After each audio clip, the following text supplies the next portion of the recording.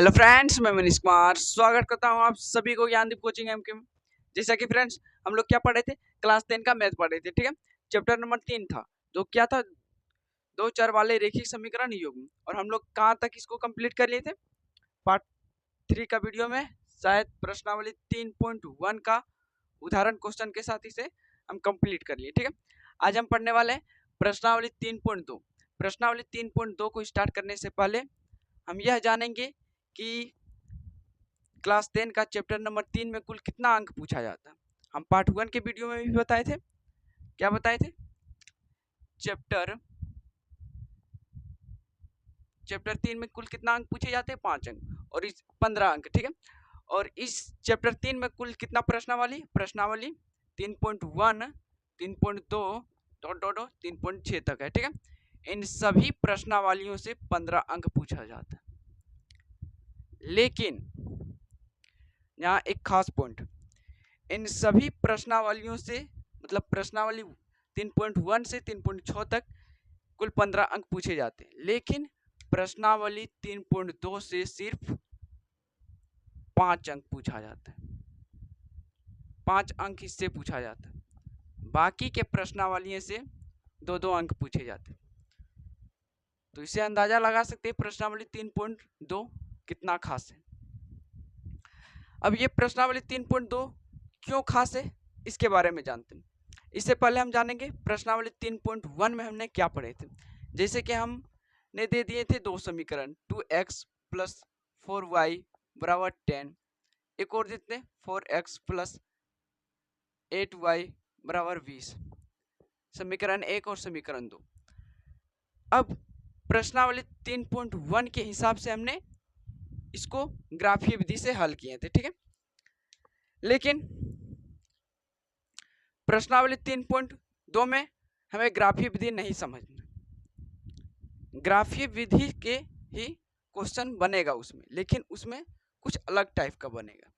जैसे कि प्रश्नावली 3.1 में हमने इसे ग्राफीय विधि से हल किए थे, तो ग्राफीय विधि से हल करने पर हमें पता चलता था कि इस प्रश्नावली का कुल कितना हल होगा। जैसे फॉर एग्जांपल हमने इस प्रकार का इन दोनों समीकरण का ग्राफ निकालने पर कुछ रेखा ऐसे समीकरण 1 का रेखा इस प्रकार जा रहा है ग्राफ में, समीकरण 2 का रेखा इस प्रकार जा रहा है। तो ये देखेंगे एक बार ग्राफ में दोनों समीकरण का रेखा एक ही बार प्रतिच्छेद हो रहा है, तो हम यहाँ कह सकते हैं कि इन दोनों समीकरण का एक हल है। लेकिन हमें ऐसा एज्यूम करके चल रहे हैं, मान लो ये दोनों समीकरण का ग्राफ कुछ इस प्रकार भी हो सकता है। जैसे ये ग्राफ है, समीकरण 1 का रेखा इस प्रकार जा रहा है और इसी के ऊपर दूसरा समीकरण का ग्राफ जा रहा है। तो इससे हम क्या समझेंगे कि ये दोनों रेखा हर एक पॉइंट पे प्रतिच्छेद कर रहा है। जब प्रतिच्छेद कर रहा है हर एक पॉइंट पे, तो हम कह सकते हैं कि ये दोनों समीकरण का अनंत हल है, यानी अनेक हल है।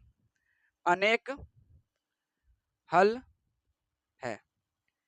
लेकिन ऐसा भी तो हो सकता है कि ये ग्राफ है और ये पहला समीकरण कुछ ऐसा जा रहा है, दूसरा समीकरण ग्राफ में कुछ इस प्रकार जा रहा है। तो हम यहाँ से क्या कहेंगे कि ये दोनों रेखा समांतर जा रहा है, कहीं भी प्रतिच्छेद नहीं होगा।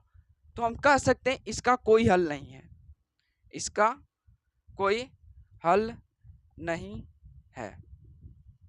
लेकिन हम इसे ग्राफ विधि से बनाते थे कि ऐसा आपको दो समीकरण दे दिया और आपसे पूछ दिया कि इन दो समीकरण का कितना हल होगा, तो आप ग्राफ विधि से बनाते थे। अगर ग्राफ में ये दोनों रेखा का समीकरण, ये दोनों समीकरण का रेखा ग्राफ में एक बार प्रतिच्छेद हो रहा है, तो हम समझेंगे कि ये इसका एक हल है, एक हल है।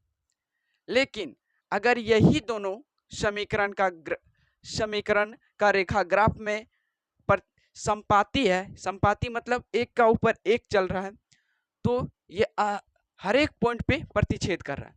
तो हम यहाँ से बोल सकते हैं कि ये दोनों समीकरण का रेखा अनेक हल है।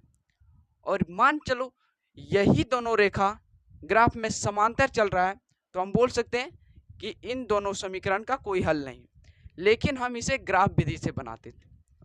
लेकिन प्रश्नावली 3.2 हमें बिना ग्राफ विधि से बना है, मतलब ग्राफ विधि का प्रयोग नहीं करना है, और इन दोनों समीकरण का हम बताना है कि इन दोनों समीकरण का आखिर कितना हल होगा। तो अब यहाँ तो एक बड़ा प्रॉब्लम आ गया कि बिना ग्राफ विधि से हमें बताना है। अभी तक तो हम विलोपन विधि नहीं सीखे, वज्र गुणनखंड विधि भी नहीं सीखे, प्रतिस्थापन विधि भी नहीं सीखे तो सिर्फ ग्राफ विधि। और अब बोल दिया प्रश्नावली 3.2 में कि ग्राफ विधि भी नहीं बनाइएगा और हमें बताइएगा कि इन दोनों समीकरण का कितना हल होगा। तो इसके लिए एनसीईआरटी बुक ने एक हमें सारणी चार्ट जिसको बोलते हैं वो हमको याद करने बोला है। अब आइए उन्हें समझते हैं कि वो सारणी कहना क्या चाहते हैं।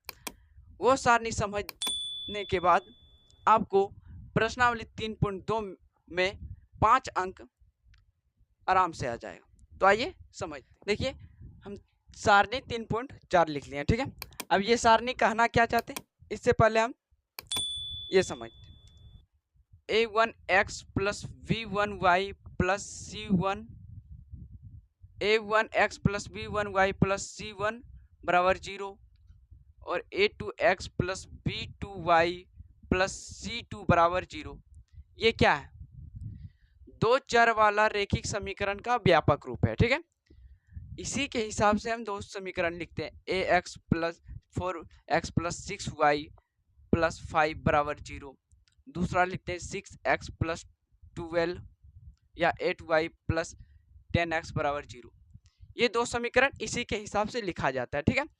अब यहाँ से a का मान क्या है? a1 का मान क्या है? देखो a1 का जगह हम क्या लिखे 4, तो a1 का जगह हो गया 4, ठीक है। यानी a1 का मान कितना है 4। b1 का मान कितना है? b1 का जगह पे हम क्या लिखे 6, तो 6 हो गया, ठीक है। वैसे ही c1 का मान कितना है 5, इसमें भी ले लेते हैं। a2 का मान क्या है 6, b2 का मान क्या है 8 और c2 का मान है 10, ठीक है। इसे हम सिर्फ समझाने के लिए किए, ठीक है, ताकि आपको यहाँ समझ में आए। अब देखो इसको अभी मिटा देते हैं, इसको सिर्फ कम। अब देखो यहाँ पे ये रेखा कैसा है? प्रतिच्छेदी रेखा है, यानी इस प्रकार का रेखा कट रहा है, यानी ये पहला समीकरण का रेखा है, ये दूसरा समीकरण का रेखा है, ठीक है। और ये एक बार प्रतिच्छेद हो रहा है, यानी ये इसका एक हल होगा, एक हल होगा। और जब ये एक हल है तो क्या बोल रहा है? एक हल को दूसरा नाम बोलते हैं अद्वितीय हल, ठीक है। जब एक बार प्रतिच्छेद हो रहा है रेखा तो उसका एक हल है, लेकिन उसका दूसरा नाम क्या है? अद्वितीय है। और जब इसमें हल है, यानी ये एक बार प्रतिच्छेद हो रहा है तो इसमें एक हल है, जब ये एक हल है तो ये रेखा क्या होगा? संगत निकाय होगा, ठीक है, संगत निकाय होगा। फिर से जब ये दो रेखा प्रतिच्छेद हो रहा है, इसका मतलब एक बार प्रतिच्छेद हो रहा है, इसका मतलब एक इसका हल होगा, ठीक है। और एक हल को दूसरा नाम क्या बोलते हैं? अद्वितीय हल। और इसमें जब ये दोनों रेखा में हल निकल रहा है तो ये संगत निकाय होगा। इसका सूत्र क्या आता है? a1 बटे a2 not equal to b1 बटे b2। अब इसका मतलब क्या है इधर समझते हैं। फॉर एग्जाम्पल इस साइड ले लेते हैं, इसको मिटा देते हैं। देखो हमने ले लिए ना 4x प्लस 6y प्लस 5 बराबर 0, ये पहला समीकरण। दूसरा समीकरण ले लेते हैं 8x plus 18y plus 20x बराबर 20। ये दो चर वाले रेखिक समीकरण का एक हमने एग्जाम्पल ले लिया। अब यहाँ बताओ a1 का मान क्या होगा? a1 का मान क्या होगा? 4, b1 का मान क्या होगा? 6, c1 का मान क्या होगा? 5, a2 का मान क्या होगा? 8, b2 का मान क्या होगा? 18, c2 का मान क्या होगा? 20, ठीक है। अब इस हिसाब से देखो सबके सूत्र में क्या हो रहा है? a1 बटा a2, इसमें भी देखो a1 बटा a2 हो रहा है, इसमें भी a1 बटा a2, यानी हमें क्या बोल रहा है? a1 बटा a2 का प्रयोग करना है। तो देखो यहाँ भी हम करते a1 बटा a2 कर देते हैं, A1 का मान क्या है 4 है, A2 का मान क्या है 8 है, दोनों को कितना बार में कटेगा 1/2, यानी A1 बटा A2 का मान क्या है 1/2 है।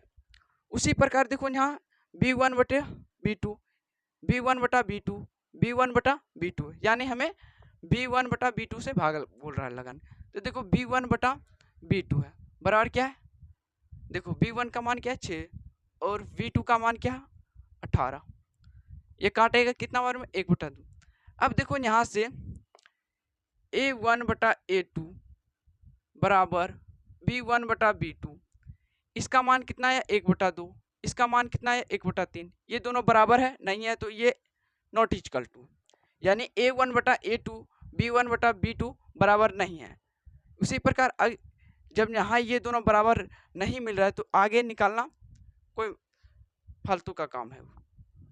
अब देखो ये A1 बटा A2 not equal to B1 बटा B2, ये कौन सा सूत्र पर जा रहा है, इस समीकरण पर, इस सूत्र पर जा रहा है, तो हम क्या कह सकते हैं इन दोनों समीकरण का कितना हल होगा। सबसे पहले हल की बात बोलते हैं, जब ये A1 बटा A2 बराबर नहीं है B1 बटा B2 तो इसका कितना हल होगा, तो देखो ये सूत्र पे जा रहा है तो इसका कितना होगा हल होगा एक हल, इसी को बोलते हैं अद्वितीय, यानी हल कितना होगा, हल एक हल होगा।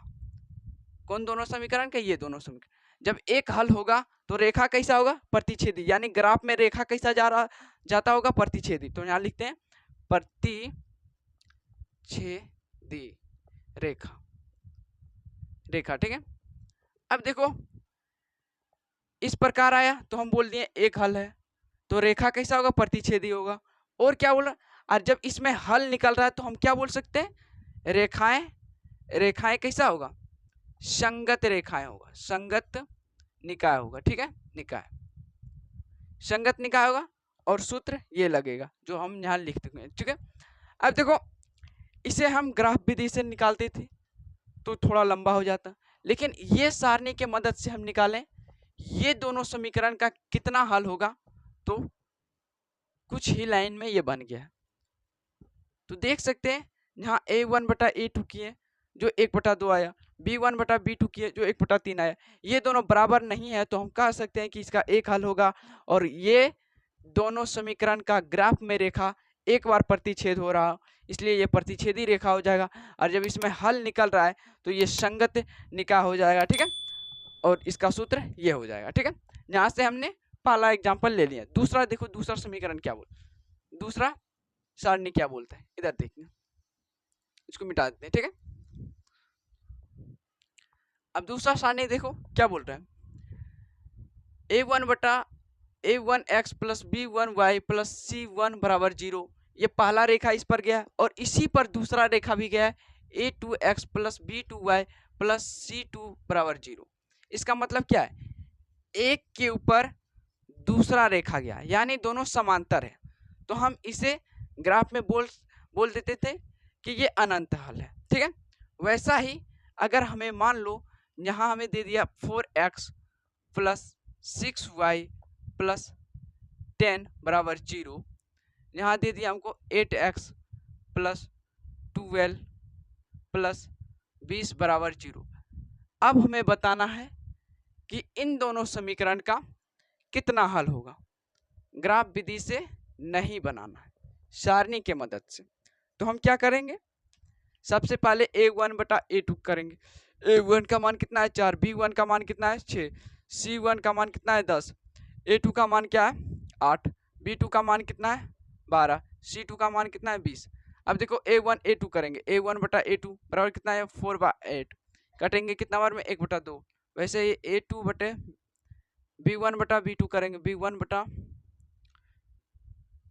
बटा B2 करेंगे, कितना आया 6/12, ये दोनों तो बराबर हो गया। अब करते हैं C1 बटा C2 कितना आता है 10/20 बराबर कितना आता है 1/2। अब देखो यहाँ A1 बटा A2 बराबर है B1 बटा B2 बराबर है C1 बटा C2, ये इन तीनों का मान कितना है 1/2 बराबर 1/2 बराबर 1/2। अब देखो ये कौन सा नियम का फॉलो कर रहा है, देखो इस नियम का फॉलो कर रहा है, A1/A2 बराबर B1/B2 बराबर C1/C2। तो हम क्या कह सकते हैं, जब ये बराबर है तो क्या कह सकते हैं इस सारणी की मदद से, रेखा क्या है, संपाती, यानी ग्राफ में कैसा रेखा जाता होगा इन दोनों समीकरण का, संपाती, यानी एक के ऊपर एक जाता। यानी यहां बोल सकते हैं कि रेखाएं कैसा होगा, संपाती होगा, संपाती होगा। और जब रेखाएं संपाती होगा तो और क्या बोल रहा है, अनंत हल, अनंत हल होगा, अनंत हल होगा। यानी जब भी रेखा ग्राफ में संपाती जाता है तो हम बोलते हैं कि हर एक बिंदु पर ये दोनों रेखा प्रतिच्छेद कर रहा है, तो इसलिए हम बोल देंगे ये दोनों रेखा संपाती जा रहा है। लेकिन यहाँ दोनों A1/A2 बराबर B1/B2 बराबर C1/C2 तीनों बराबर है, तो हम कह सकते हैं कि ये रेखा संपाती है ग्राफ में और इसका अनंत हल होगा, और इसी का दूसरा नाम है संपाती हल, संपाती हल।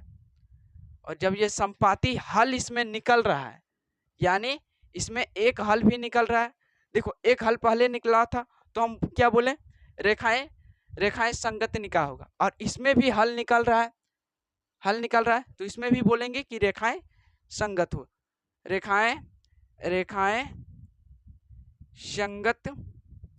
संगत निकाय होगा। समझ में आया? अब इसी को हम अगर ग्राफ में बनाते तो हो सकता था 2.5 से 2 पेज लग जाता, लेकिन इसे हम सारणी की मदद से बनाएं तो कुछ ही लाइन में ये बन गया। इसी प्रकार तीसरा समझते हैं, देखो इसको मिटा देते हैं, ठीक है।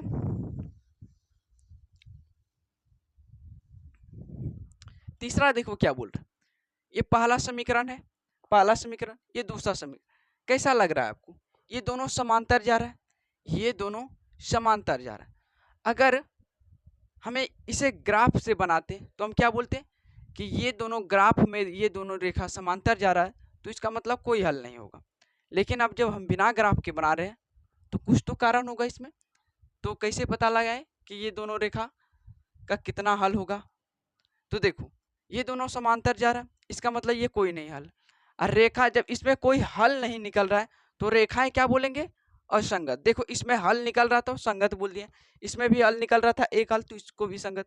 और इसका सूत्र क्या था, A1/A2 बराबर B1/B2 not equal to C1/C2, यानी A1/A2 बराबर होना चाहिए B1/B2, यानी ये दोनों का मान बराबर होना चाहिए, लेकिन इसका मान बराबर नहीं होना चाहिए। तो हम बोल सकते हैं ये दोनों रेखा समांतर है। जैसे फॉर एग्जाम्पल एक यहाँ ले लेते एग्जाम्पल, 4x + 6y + 10 बराबर 0।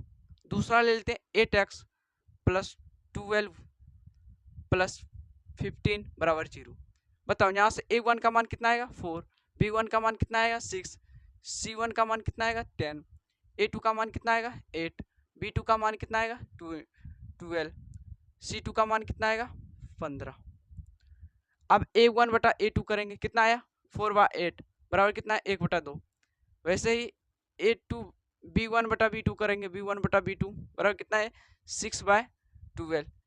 ये दोनों तो बराबर है। देखते हैं तीसरा क्या हो रहा है, C1/C2 करेंगे 10/15, काटेंगे किस में कटेगा 2/3। तो यहाँ से हम कह सकते हैं कि A1/A2 बराबर है V1/B2 बराबर नहीं है C1/C2।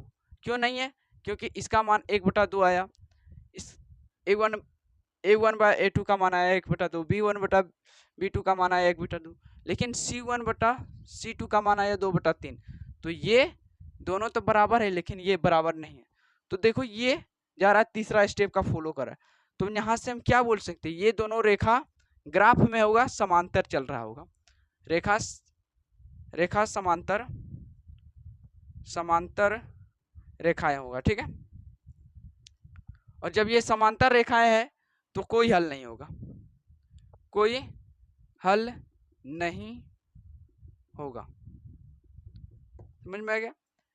अब इसमें जब कोई हल नहीं निकल रहा है तो हम क्या बोलेंगे, रेखाएं असंगत है, क्योंकि इसमें एक हल निकल रहा था तो हम संगत बोल दिए, इसमें भी अनंत हल निकल रहा था तो इसमें संगत बोल, लेकिन इसमें हल ही नहीं निकल रहा है तो हम बोलेंगे ये असंगत रेखाएं। रेखाएं क्या है, रेखाएं असंगत होगा, ठीक है। संगत है।